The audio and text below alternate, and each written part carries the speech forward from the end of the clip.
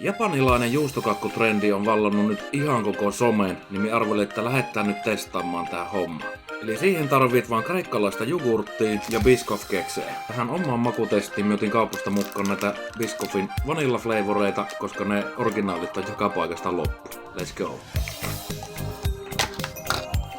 No, sitten vähän tassaillaan. No sit nää keksit. Eli tänne vaan upotellaan näitä sekkaa.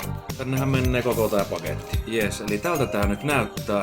Kansi kiinni ja 18 tuntia jääkaappiin. Ja sit odotellaan. Kello pyörähti ympäri ja nyt on tottuuden hetki.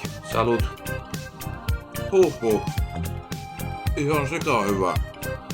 Ja tää makkeus tulee näistä kekseistä. Ei tarvii mitään muuta lisätä. Oh my god. Ja kyllä muuten toimittelee. Hyvinkin positiivisesti yllättävä makukokemus. 5/5. Laita kommentteihin millaisella makuyhdistelmällä kokeillaan seuraava satsi. Moro!